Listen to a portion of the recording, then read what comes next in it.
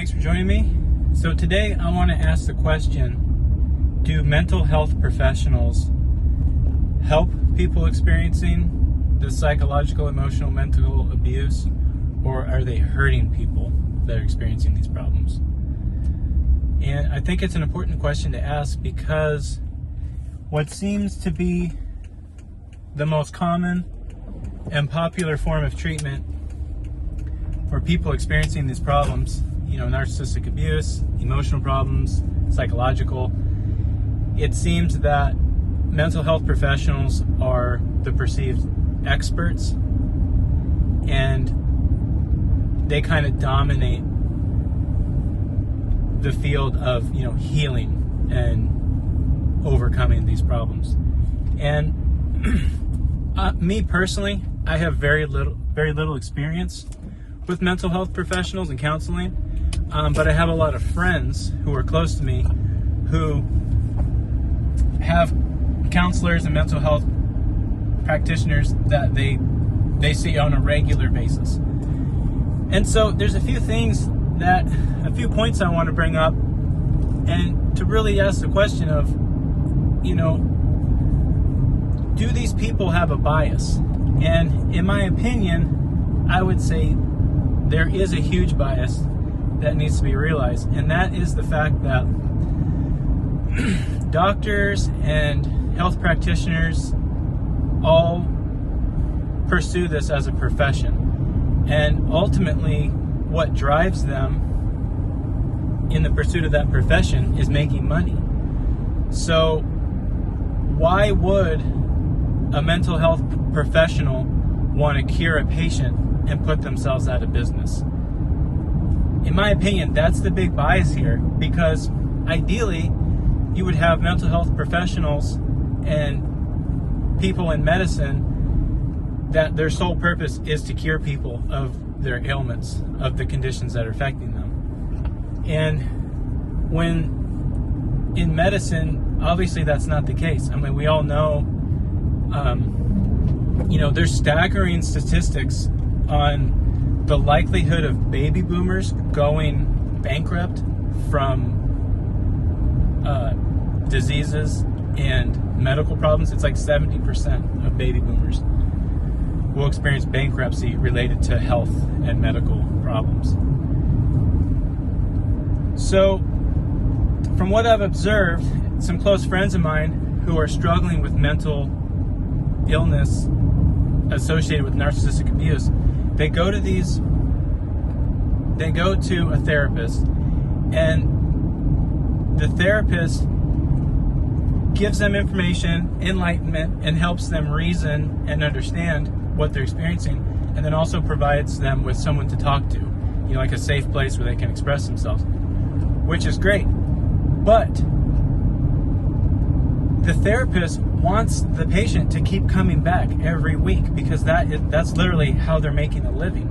So what I observed from a close friend of mine, this lady that I know, she has a raging narcissistic dad and then a alcoholic golden child brother, and the two of them really rage on her. And when I initially met her, was talking to her about what I went through and what I'm experiencing, I was clear. I said, listen, you either 100% cut these people off because they're toxic in your life and all they want to do is destabilize you and ruin you, or you really start to master that gray zone where, you're viewing them as these kind of deranged children, and you're able to cope and understand their behavior from that perspective. Because, children do all kinds of stuff, and you really can't blame them because they don't know.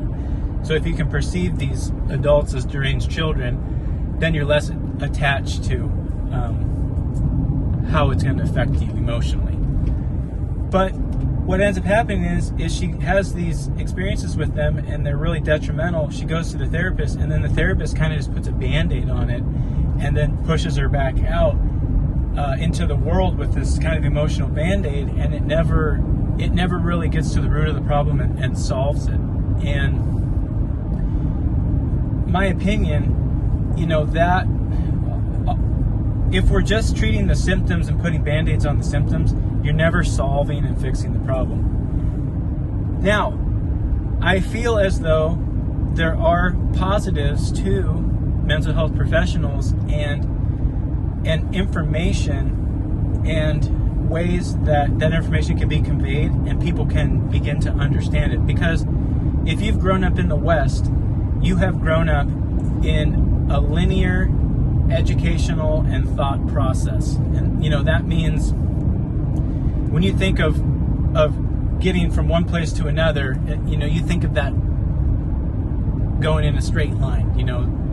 The shortest distance between 2 points is a straight line, and that really embodies the linear thought process. But in other places and in other countries, other parts of the world, people have nonlinear thought processes. And when you have a nonlinear thought process, the way you see yourself and the world and other people is completely different.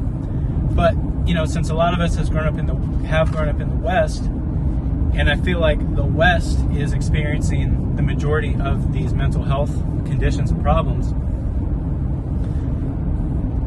the way we perceive the information, in a sense, has to start with that kind of linear approach, and how we're going to begin to understand and process and get to the truth. The way it's delivered has to be that way. So that's okay, and we can draw from that. But if we're fully ignoring the other half of who we are, because humans have two sides of their brains, and it really embodies the linear, logical side of your brain, but then you have the other side, which is your creative, intuitional, if that's a word,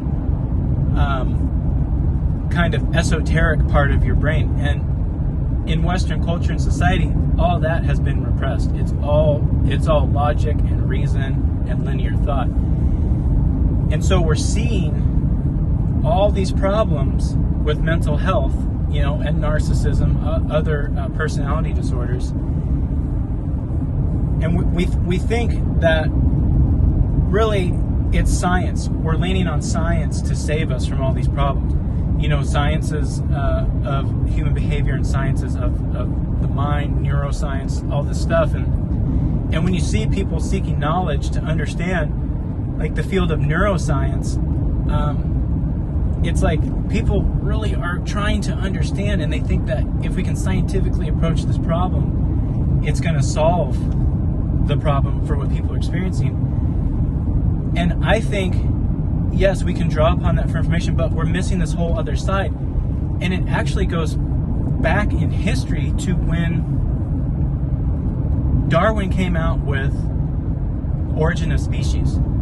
And that was the first kind of public attempt at challenging people's individual sense of spirituality and sense of a relationship with God. And when that came out, it really challenged that. And so what we're seeing is, and that was kind of the birth of science in society, and science beginning to rise up and challenge, the church and spirituality, and more of a spiritual connection, because people would look to God for answers. And now, 2026, people are looking at science to answers. And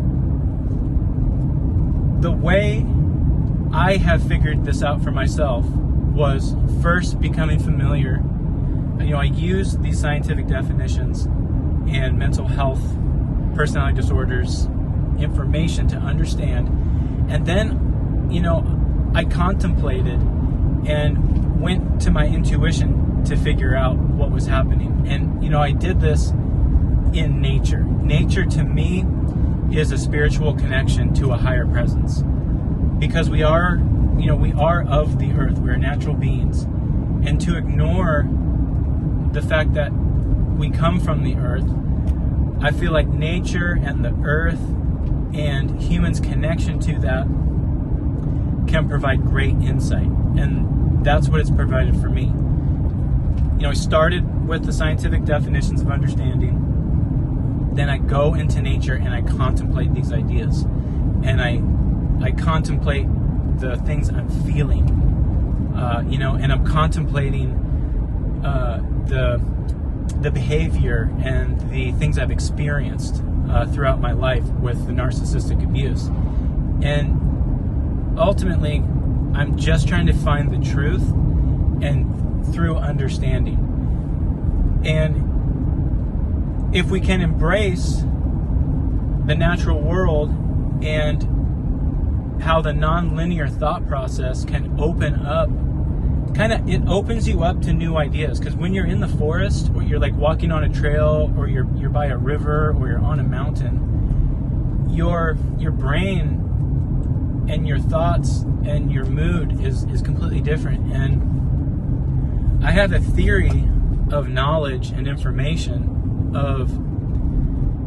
Knowledge and information is like unlimited and infinite, and it's really humans' ability to imagine that brings that knowledge and information into existence. So if you and I can imagine freedom from our narcissistic abuse and torment that we've experienced through our whole lives, and if we can imagine a process that would do that for us, we can create that process.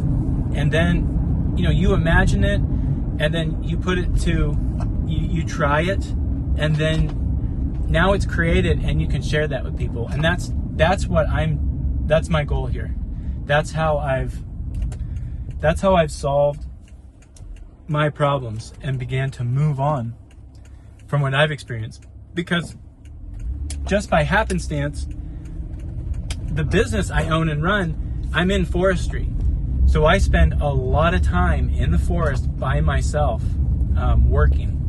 And it gives me a lot of time to contemplate and think and imagine. And when I'm out in the forest working, the work is strenuous. It's a lot of labor, but it's not so technical where I'm having to like crunch numbers and do a lot of focused work. It's more like I can just put it on autopilot and then think and process and understand. So to answer the question, are mental health people, mental health professionals, are they helping us or are they hurting us? I think they are helping us by providing insight and information and knowledge, but they are hurting us if we ignore other means and methods of understanding this problem. So, if we solely lean on science to solve our problems, we won't get anywhere. We need to bring in both forms of thinking, and we need to imagine and use our intuition and gain understanding through just contemplation. Now, let's say if we solely just focused on the intuition, the intuitive healer, the non-linear style of solving the problems, would we have better results? And I don't know, because the humans that lived in that kind of non-linear thought process, they really don't exist anymore. And I mean, maybe they do, but Western society and culture have really taken over the world and affected people's minds and the way they perceive life, themselves, and everyone around them. And so I don't know if we can really draw upon, these ancient cultures. Think about the Native Americans and, how they perceived life and how they went through life. It was all non-linear. They were really immersed in the natural world, and it was everything to them.